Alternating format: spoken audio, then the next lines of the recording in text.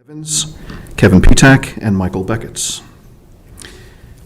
First item is the moment of silence and Pledge of Allegiance. Commissioner Beckett's, will you please lead us?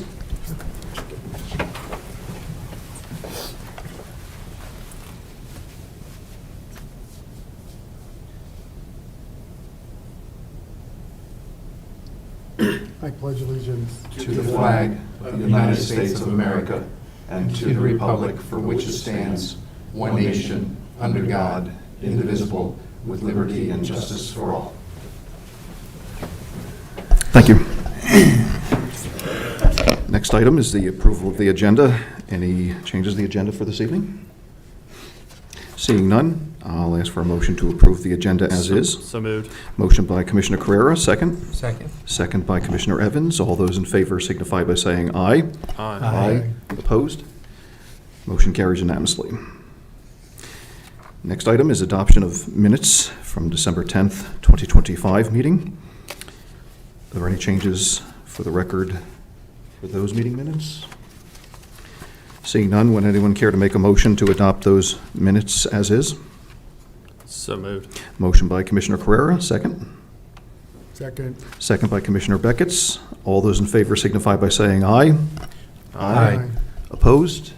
Abstentions? Motion carries unanimously. I do not see any members of the public present, so we will move along. This evening, we have a number of items. We have to start with, City Manager Cole will lead the presentation about the capital improvement program for this year. City Manager Cole, the floor is yours.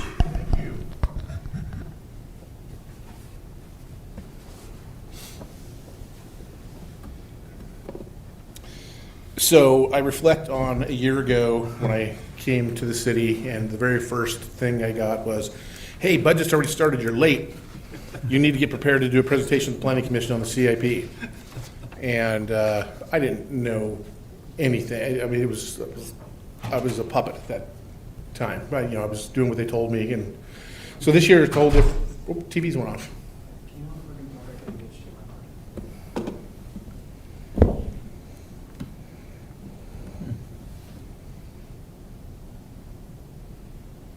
All right, there we go.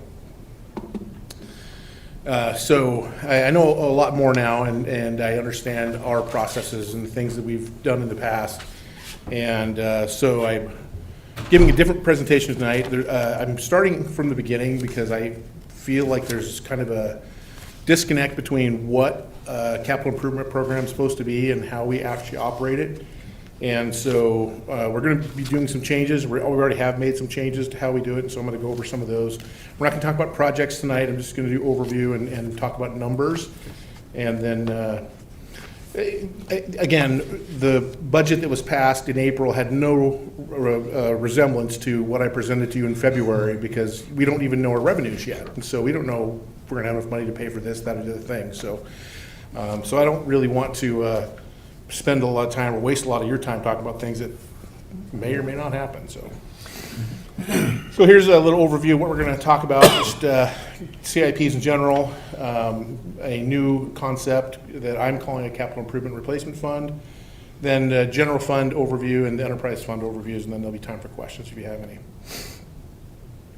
So at its base, a capital improvement plan is a long-term plan.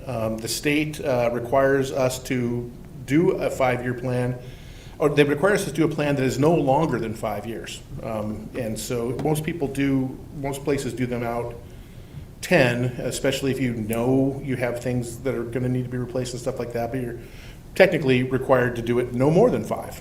And it starts with the Planning Commission, and the recommendation from the Planning Commission is where the CIP gets started. So that's why we do it. It also gives us the ability to manage our budget and manage our functions and plan for things that you can't do, year to year. And at the end of the day, it's just responsible. It's the right thing to do. So for this process, we're going to make some changes. First thing is we're going to have some thresholds for the CIP. We have typically had things in there that are not capital assets. They're people in some cases. And they should not be included in the CIP, and there's accounting reasons for that, but we established the fact we're not going to include anything that is not defined as capital. And we're using the Government Finance Officers Association as our guide. They kind of set the standards for how governments are supposed to do this sort of stuff. So some of these things can be argued a little bit, but I'm starting at their basic recommendations. So first of all, it has to be capital. It has to cost $5,000 or more. That's the bottom. I'm starting us there. Many jurisdictions, probably most jurisdictions, they don't consider it capital unless it's over $20,000 or $25,000. But our budget's small enough that I think $5,000 is still the right number of things to keep track of. So whatever the item is, it has to have a useful life of more than one budget cycle. If it's a consumable, it costs $10,000, but it's one use and it's done. It's not considered a capital asset. It has to reasonably be expected to be replaced or need significant maintenance at some point down the road. That's how we've defined what a capital asset is. And I've mentioned some of this already, but a capital asset can be both tangible and intangible. And tangible asset is something you can touch, a truck, a road, a thing like that. Intangible, this is a new program with the GFOA. There's a government accounting standards board, it's called GASB, and every year they create a whole bunch of new rules and they write them in as long as possible format. And then you have to suss it out and say, what is the one thing I have to do based on this? And a couple of years ago, they allowed, and in some cases require, you to count like software subscriptions as if they're more than 5,000 or more than your threshold, which is a policy thing. And you do it year over year, it's considered a capital asset because you have to plan for it and all the other things. So those are the intangible things. Also, we might have mineral rights or something like that. I mean, there's all sorts of things you can't touch, but they have value. And so those have to be accounted for in your plan. Again, if it has a useful life of less than 1 year, it's considered consumable. We don't keep track of that. There's also a practicality measure of, we could say a dollar, but we're not going to keep track of every box of pens that we buy and that sort of thing. So this is the typical.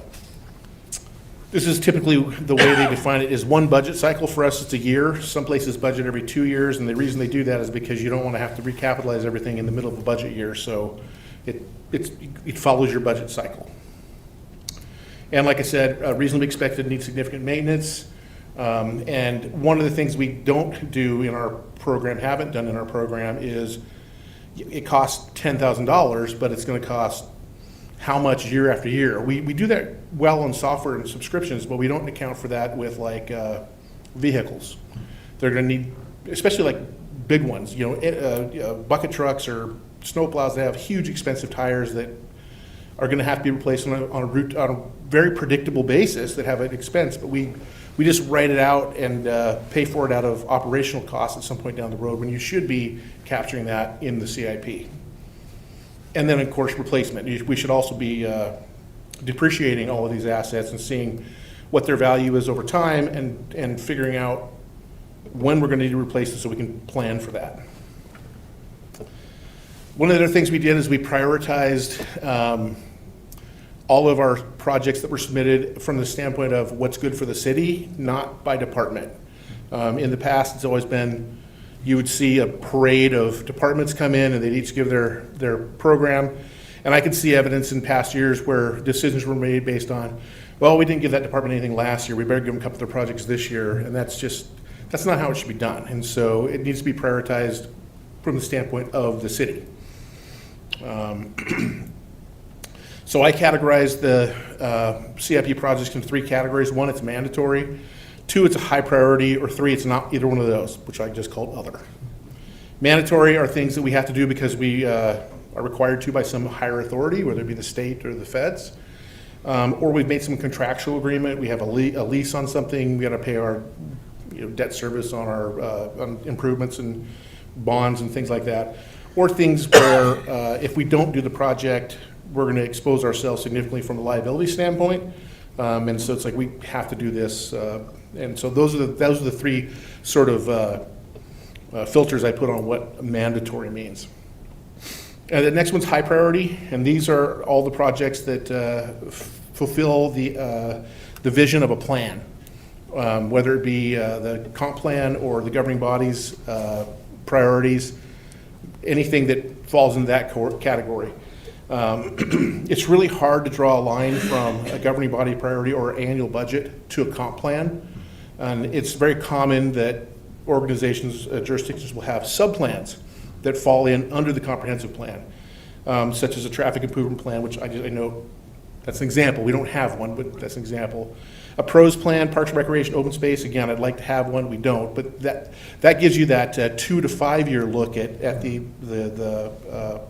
programs, and those feed up into the comprehensive plan and are much more reachable from a 1 year budgeting cycle. So that's where I'd like to go, but that's not going to happen this year or maybe even next year. But as we move forward, I would like to go that way. It keeps us on track, and it survives different mixtures of elected officials on the governing body. You know, it provides sustainability, so you're not whiplashing based on how the mix of the new council is every 2 to 4 years. So, and then like I said, other is everything that doesn't fall into category 1 or 2. And I threw a couple things in there that. And again, these can all be argued, but things that are cosmetic, it's just all it does is make it look better, but it doesn't make it function better, it doesn't make it safer. Yeah, we don't have to do that. One of the projects is to put fitness equipment in Blooms Park, so you go quarter mile, do some pull-ups, go a quarter mile, do something else, these sort of things, which I've seen other parks with those. Cool, but we don't have a plan that says we should do this, so it's in the other category. So once we had the projects broken into these 3 categories, I sat down with the department heads and we prioritized all of the projects that are in the high category. No sense in spending time on mandatory, we have to do it. And then the other category, if we end up having so few mandatory and high priority programs that we have money left over, fine, then we can start looking at what we want to maybe knock off at the next level down, but that isn't going to happen, so I didn't want to spend time on that. So we currently spend available dollars in the general fund on whatever we prioritize as a capital or non-capital project. We don't have a dedicated fund. We use words that make it sound like we do, but we don't. We only have 4 funds: the general fund, the water and sewer fund, stormwater, and solid waste. That's it.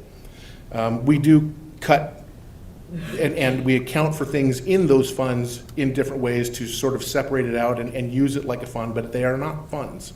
So anything that's paid for out of the general fund means it's being paid for by your general taxing authority. Real estate tax, personal property tax, whatever. It's unrestricted and we can pay for do anything you want with it. There's nothing wrong with that. It's perfectly legal. But what happens when you do that is you tend to spend all the money that you have, and you don't plan very well, and we don't plan very well. A city our size, if you don't plan for your more expensive projects, you end up not doing them. You end up having to sacrifice something else in order to do them, or you have to borrow to do them. And when I'm talking about medium-sized projects, I'm talking about that $2 to $4 million range. City our size should easily be able to plan to do a $4 million project if we can see it coming down the road. But not if we don't plan and we don't save money and set it aside intentionally for these things. We also do not depreciate or capitalize our assets when we acquire or consume them, which is a very, that is the industry standard practice, which allows us again to better plan how much money we're going to need 2 years from now, 5 years from now in order to keep this thing going. And the beauty of that is it takes the pressure off the general fund if you do things this way, and then you don't have to do, like we have to fire 5 people because we have to this year do this one thing, and we just don't have the money to do it. So moving forward, we are going to depreciate based on the expected life cycle of the items. And then each project is going to be assessed an amount of money that is going to be put into a fund that I'm calling the Capital Improvement Replacement Fund, which is going to be established just to support the CIP. It's, again, I'm not aware of any other government that does not do this, and we just need to start doing it. We are implementing a new financial system of record, ERP, from Tyler, which will do a lot of this for us, but it won't be online till the next budget cycle, and I don't want to wait. I want to get going on this. And so we're going to do that. So what a capital improvement fund is this. Like I said, this is just an image that gives you an idea. It takes a little bit of money out of each of the projects, and I just put 5 of them up there, which I might have even made some of them up. But it puts them all into the capital improvement and replacement fund.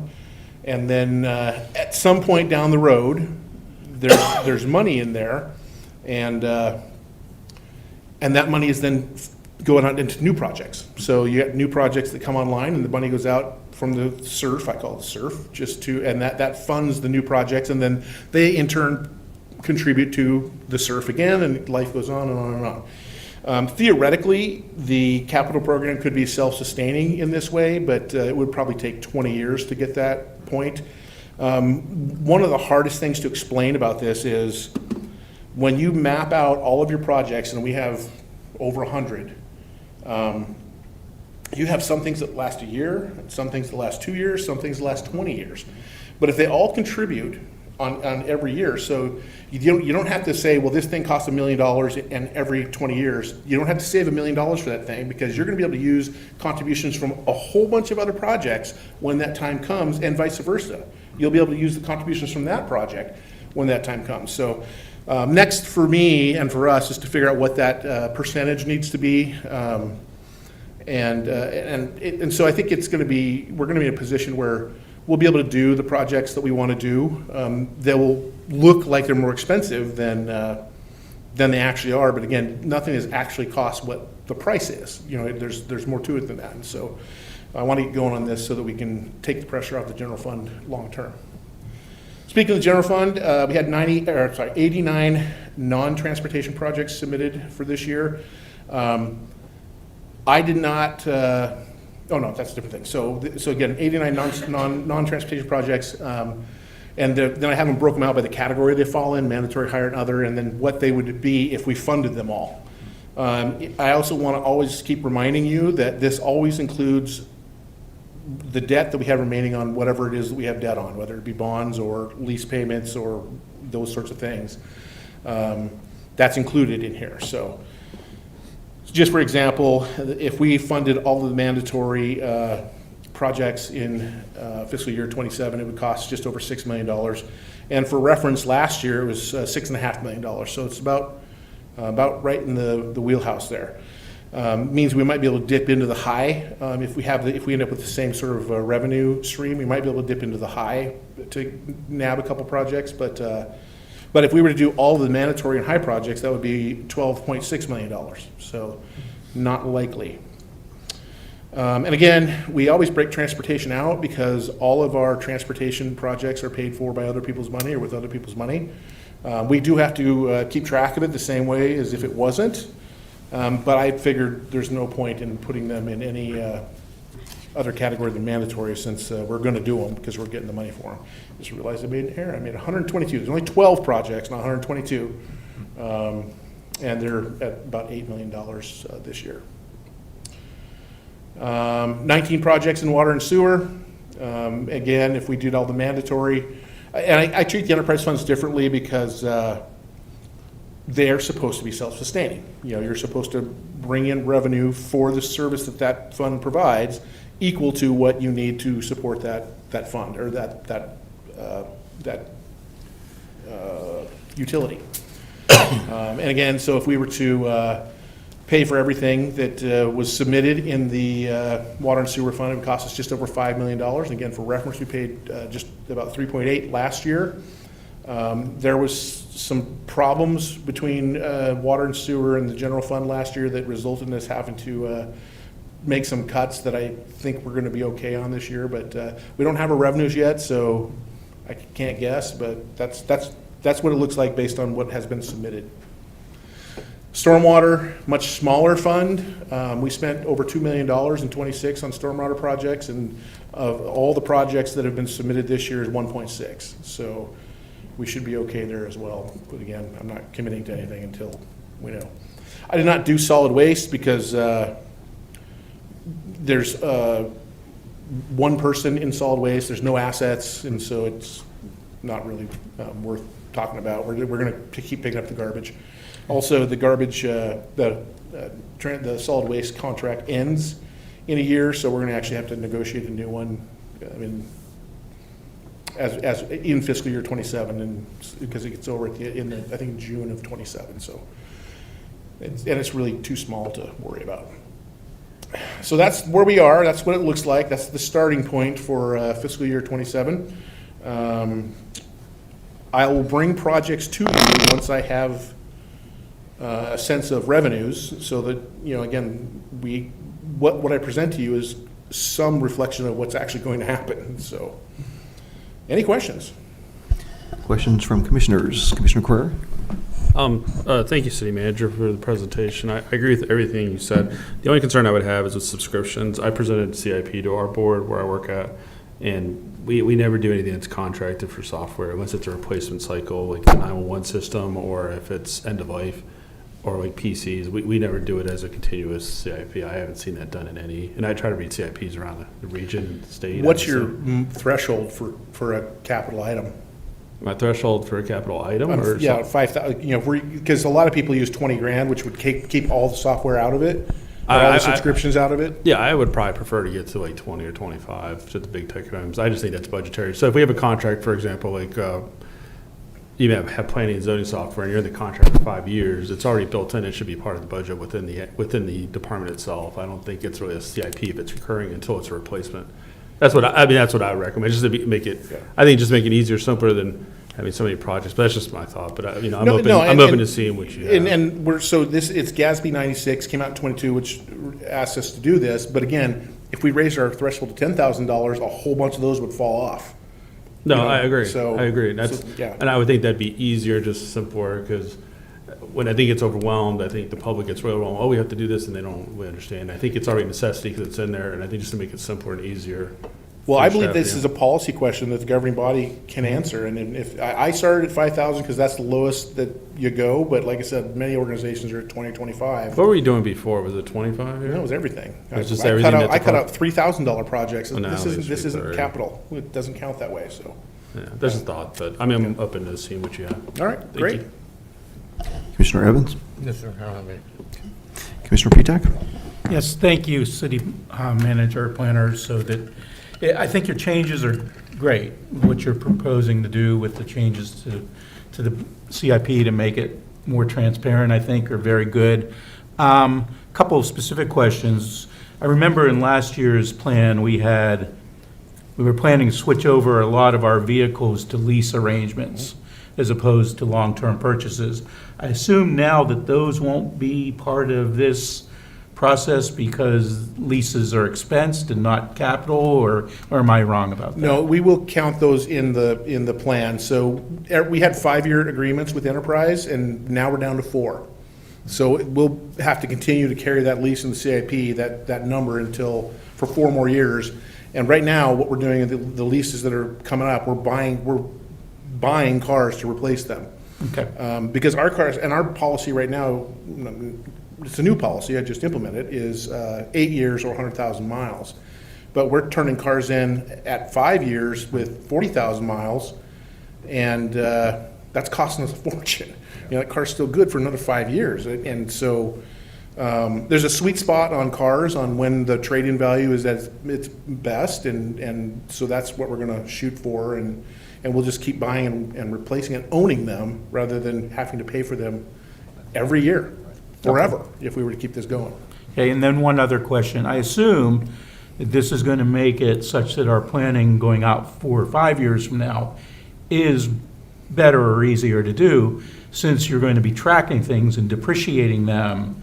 That's going to give us an idea of what items are coming off the books, so to say, 5 years from now, that we may need to replace then? Is that correct? Absolutely, and we do that now. I mean, we'll see, we'll stop paying for something this year, and then 5 years later, you'll see it come on the books again, because that's when they're getting the new one. But the way that looks is nothing happens in the intervening 4 years. It's like we didn't change the oil, we didn't, wash it, we didn't do anything. And so we're going to try to capture as much of that stuff as we can, especially, some things when you get to like 60,000 miles, you got to do a pretty big maintenance thing on them, and we should be capturing that. And then that will give us a much better, much more accurate picture. And again, we won't have to keep spending out of different funds in, in the general fund, other budget lines that, it sort of fits, one of them fits, we gotta pay for it. And so, yeah, we just need to identify it so we're all talking about the same thing and everybody sees it the same way. Okay, good. And then one last question I was just thinking about was, it looked like the mandatory, your quick review of the numbers there was, we're going to fall short of being able to spend for all the mandatory or cover all the mandatory with our revenues. Am I wrong about that? First of all, and secondly, if that's not incorrect, is there a way that we can differentiate what mandatory we can put off till next year or the year after versus what we absolutely have to do this year? No, anything that's in the mandatory category we have to do because we're either going to get sued if we don't, or we're going to default on a bond payment or something like that. But we don't have a budget for it. I mean, we're paying for it out of general taxing authority, so we have to pay the mandatory, and then whatever's left over is what we do for operations. So there's no coming up short, and there's no coming up long. That's just how much those cost this year. So, but we can't push them. Okay, they can't be put off till next year then? No. Okay. But again, what is in the mandatory category is actually less than last year. So, Okay. yeah. Thank you. Yep. Commissioner Beckett? No. Okay. Thank you, City Manager Cole. We appreciate the presentation. Thank you. Do you have anything on the computer? Okay.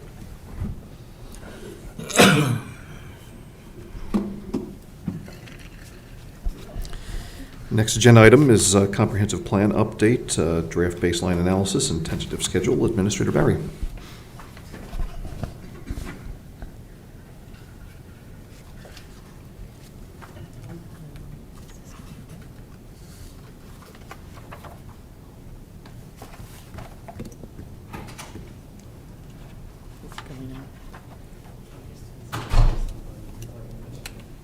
Is this?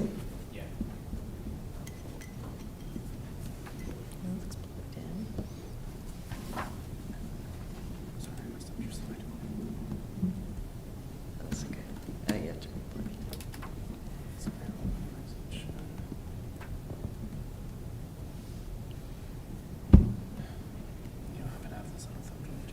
I do. Yeah.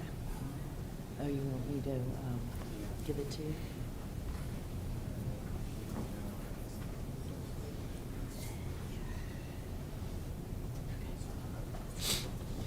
Okay, apologize for the technical difficulties. Really, the first item, the rest of the items are more presentation informational for the Planning Commission. Then the first one is just progress on the comprehensive plan update. We did, our consultant Stantec provided a baseline analysis report that was provided to you. I encourage the Planning Commission to look at it, and if you have any edits, please, I don't think this is the proper forum to do it, but to send them via email or something so I can obtain all the comments. We do have staff looking at it as well, and so I don't know what anybody's initial thoughts on it were, but that is one of the things that we are, but that has been a deliverable from the consultant. The other item I wanted to share with you on the comp plan is the potential schedule that you see here. Our next step is really focusing on the pop-ups for residents as well as focus groups. And so we're really kind of in this category, the community visioning and engagement. And so we will be selecting dates and putting those out there, and also creating a website so all of this can be tracked and we get more traction on that. We are going to have QR codes for the survey, so a lot of things are in development now, but we are moving forward with those elements of the comp plan. Are there any questions at this time for Administrator Barry about the comp plan? Mr. Pitak? Yeah, I have some questions about the outreach. I noticed that you are, you're going to plan the meetings. How are we going to communicate with our public about those meetings? And what will the lead time be? Because I know as commissioners, we've sat here before, and whenever we have heard from the public, one of their comments seems to always be, well, we didn't have enough time to know about this. So what's the lead time on this? So the way that the strategy is we're doing pop-ups, which is really just kind of grabbing people in at certain events. We're trying to focus on worship services. There's several held at the community center on Sundays. We're also going to go to a Roca de Salvacion, and I'm sure I'm not pronouncing that correctly, there to get people, and the survey is going to help with that. It's just to get opinions and information from residents about the city. We haven't fleshed out exactly what all the questions are and how it's going to be done, so I can't speak to that. And then we're going to have focus groups with particular people, the Latino community. We certainly want to get a group on that, and then economic development businesses as well as developers. So those are kind of the categories. And this, once we get all that information, is going to culminate into the bigger community meeting workshop. So all of the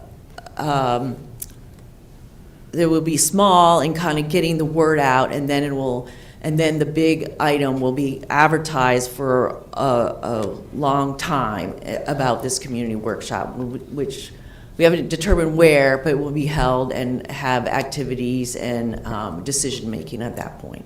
Okay, great. And have we thought about having community volunteers to lead some of those efforts? I can discuss that with a consultant. We haven't really thought about that. Are you talking about at the workshop? Yeah. Oh, okay. To lead the focus groups and, so that we're assured that we get more active community involvement. Okay. Yes, I can talk to the consultants about that. I'll make a note.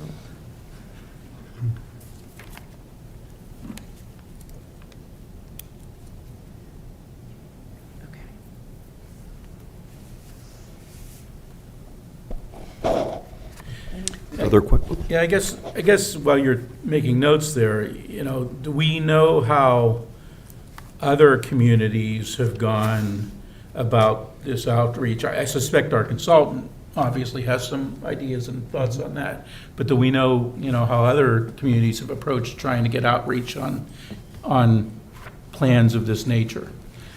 Well, they do pop-ups and a lot of community meetings and workshops. We, as a city, given our low participation rate, we really wanted to go to where we know residents are going to be. One item I left off, was all the planned events that the city is going to be hosting. We're also going to try to go be there, present, to get citizen and residents' comments on the plan and these issues that the comp plan will cover. So that's really our focus.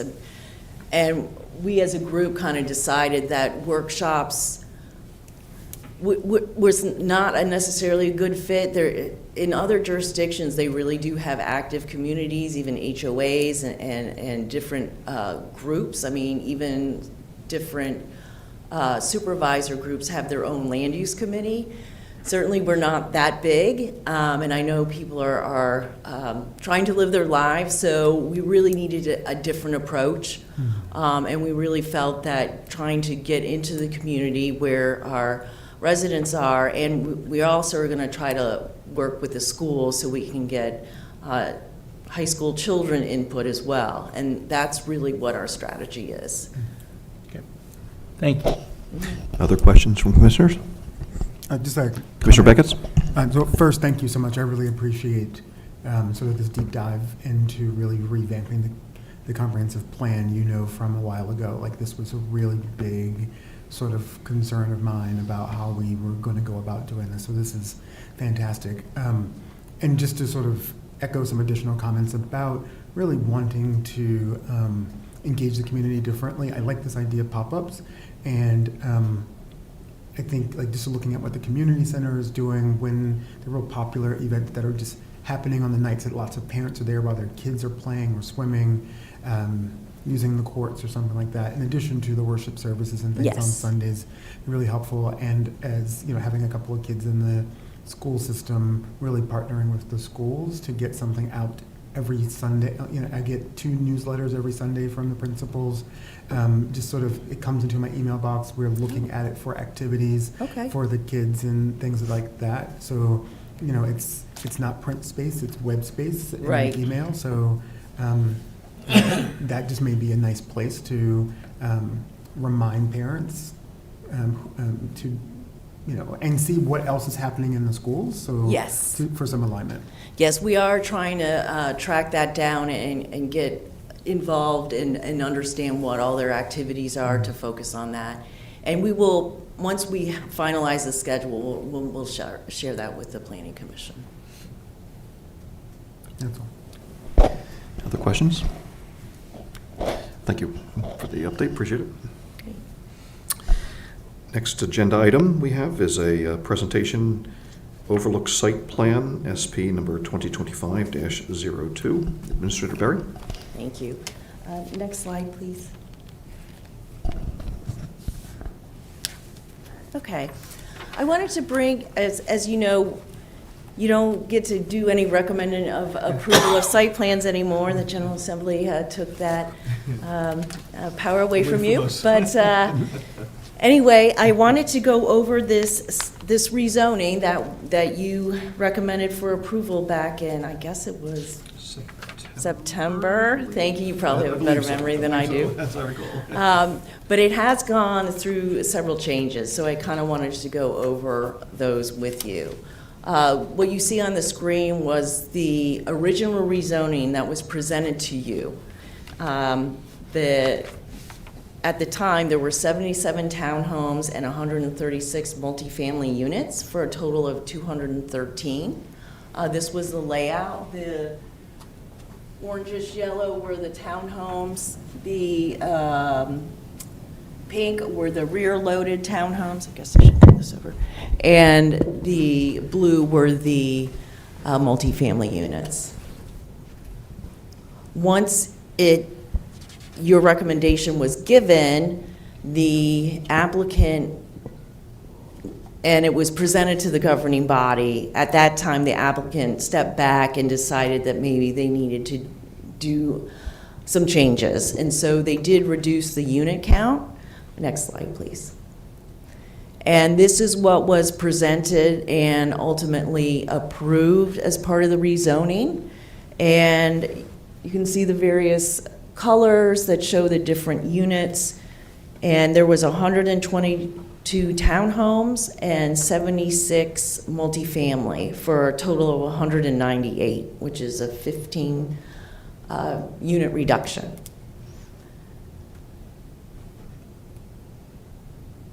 And subsequent to that, as their site plan, they also made additional changes and reductions. Next slide, please.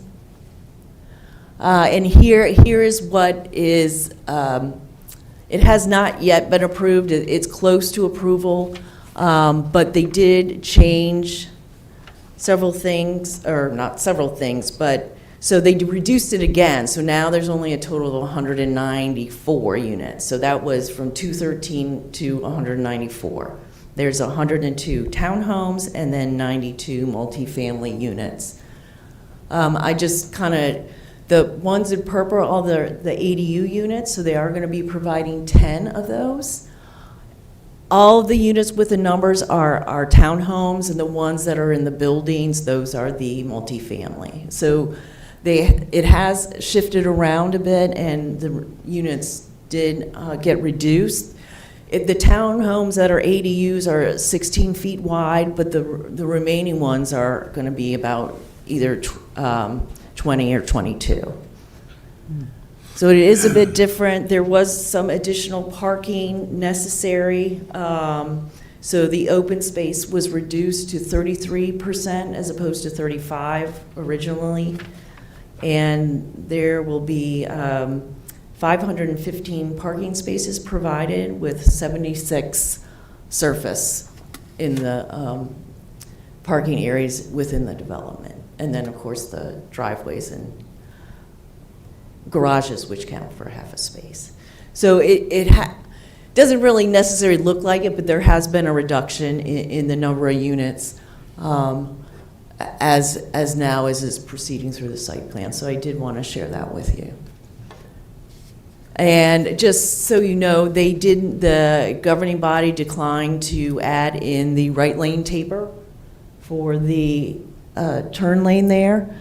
There was more preference to keep the parking the way it is, so that was not included in the plan either.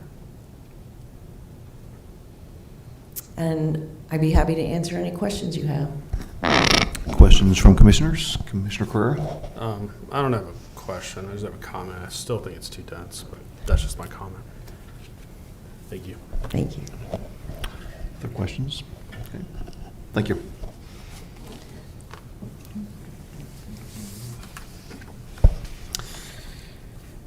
Next agenda item is regarding the B&B Theater, revised exterior elevations. Administrator Berry.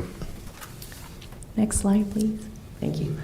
Okay, so I did present this plan to you, the site plan and these elevations back in December. I did raise the concerns about how the elevations did not meet the proffered design guidelines. So I just wanted to quickly go through. We kind of went back and forth a bit, and I believe the new elevations are consistent with the proffered guidelines, and I do appreciate B&B Theater working with us to make the design a little different, and I think it's a better product than what we were shown. So this was the original rendering that they had. Next slide, please. And again, this is the old version, and this is the new. As you can see, what they have done is they've kind of created little windows with different color bands and put some metal ribbing on the front, as well as doing some metal cladding on the side, some Art Deco cladding, and changing up the colors. So instead of these blank walls, you have a little bit more interest going on.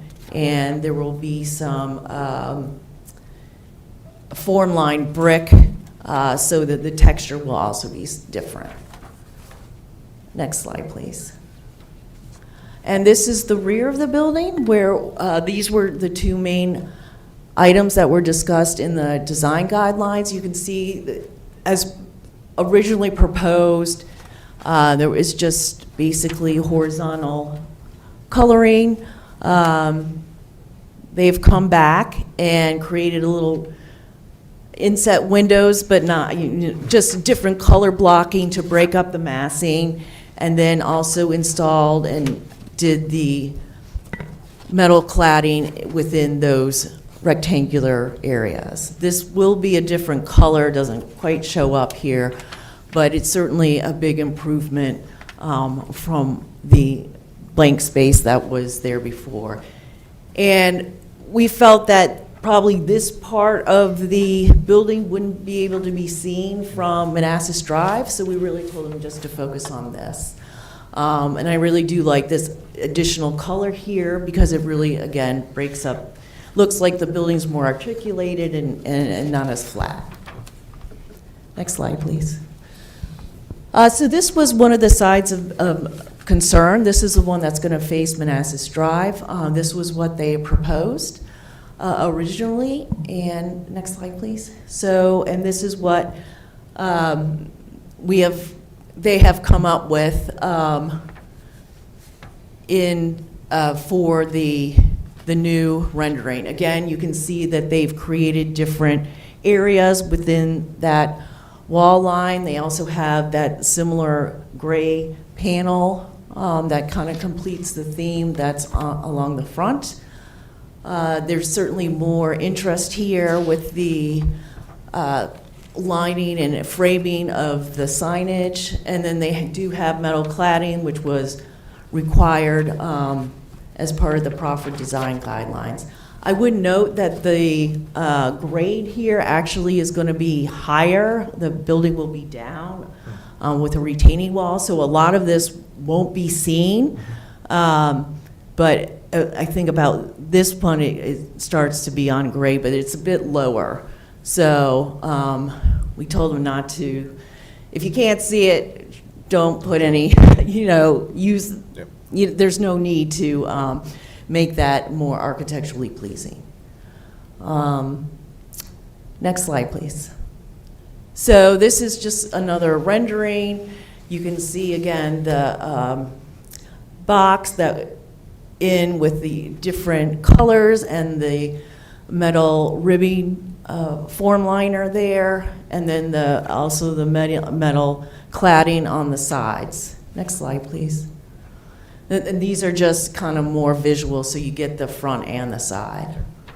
I do think this is a big improvement over what was shown originally, so, I determined that it was in substantial conformance with the proffers. Next slide, please. And then this gives you kind of the back and the side facing Manassas Drive. So we're pretty pleased with that, and so I hope the commission is as well. I think this really makes it certainly a bit, reduces the massing and provides a lot more interest than it was originally proposed. Questions or comments from commissioners? Commissioner Pereira? Thank you for that presentation. Are they going to put bushes around the building? I know that was the main thing for me. Well, based on the site plan, there really isn't enough room. There is like a grassy area here, and there will be like one tree here and another tree out in the. Because I would like to see like just some bushes at least around the building. It doesn't have to be around the entire building, but some part of the building. It just looks like a square, like a box. I was in Florida a couple weeks ago, and you go even to their Walmart, they have like islands with trees in the middle. You compare it up here, and I'm like, well, it's like two different worlds. And I just don't know why they can't add some. I actually prefer the previous rendering to this one. Oh, you do? I actually do. I would just rather have some greenery at least around the building, have some more bushes and kept up. I'd have It's to a look at the landscape. site plan, but I know I did, because I thought foundational plantings would be especially a good idea, but based on how it's arranged and where the sidewalks are, there wasn't any room in front of at the building edge. How many feet is that between that and the? I'm not sure. I know there's a little grassy, it's hard for me to really kind of remember exactly how the back is, but there is a sidewalk, and I know it pretty much abuts the building. Does it? Okay. Other questions or comments? Commissioner I guess Pitak? I should comment on this as well, since I expressed concern about the landscaping at the last meeting we had on this as well. Actually, I do like this design a little bit better. I like the different elevations and just has a different appearance.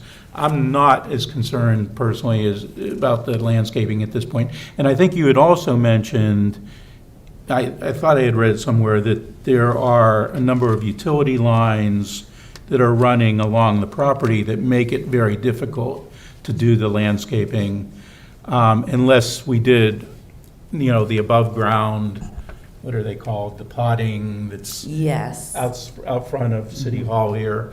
Thank you for reminding me Sure. of that. That is true. But along the retaining wall on the Manassas Drive site, they will have shrubs there. So it will look like, even though there's a well down there, but along the retaining wall, they are planting shrubs. It's just in the back where there really isn't that much area or green space to put shrubs near the building. So there will be appearance of greenery on the Manassas Drive side. Other questions or comments? Thank you for that presentation. And the last item in our new business is a demonstration building coverage map Administrator Barry. Yeah.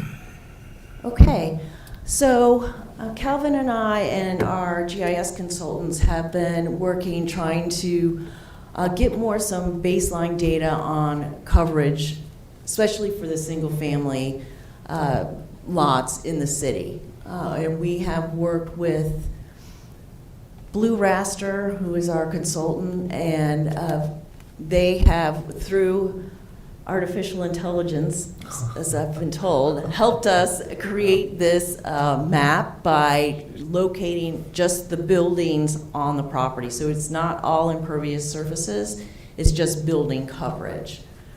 But it really kind of shows you what the percentage is, and this is all over the city. I just kind of wanted to go through east and west, since they are a bit different, and show you kind of where we are, and kind of bring it back to the coverage percentages that we were looking at back in December about lot coverage, building coverage. Next slide, please. So this is the west side. You can, this is just a blow up of the previous one, but you can see the gradation a bit better where the ones that have really buildings that are 40% or more on their lot. Next slide, please. And so I just also wanted to show like which lots here have more than 25% built, 25% or more. That shows the various lots. So it's not everybody. The previous slide said like the median is about 16%. And so this kind of does show where that is. Next slide, please. And then I also pulled 35%. As you can see, it's really limited in just a few areas on the west side. Next slide, please. So we move to the east side, and here's a blow up of the original map that kind of shows the different percentages of building coverage. You will notice that the ones on Rosemary Farm? Rosebud Court, I'm sorry, excuse me, Rosebud Court. Those do have a lot more coverage because the lots are smaller, and the houses are kind of linear, so they do take up a lot of the space. Next slide, please. They also do, this program we have kind of identifies the different percentages in a graph, but then here's the visual of it as well. And this is for above 25% coverage on the east side. Next slide, please. And then I also did 35% for this, and it's really just more focused at Rosebud Court. So I just wanted to show you what we're working on and moving forward with that analysis for any kind of amendments or policies about lot grading and coverage. So I'd be happy to answer any questions. We just thought it would be good to show the Planning Commission what we're working on. Thank you. Thank you. Questions or comments from commissioners? Okay, don't see any. Thank you. Thank you. And then informational update from community development staff. Administrator Barry. No, I just basically spoke about what's upcoming. I just wanted to touch on the other rezoning that you did look at in the fall. When the site plan comes, I will bring that back and show you and what was approved by the governing body, so you can all be informed of where that ended up after you made your recommendation. Good. Thank you. Thank you. No questions? Seeing none. Thank you very much for that. And at this point, I will entertain a motion to adjourn. So moved. Motion by Commissioner Carrera, second. Second. Second by Commissioner Evans. All those in favor signify by saying aye. Aye. Aye. Opposed? Motion carries unanimously. The time is 7:54.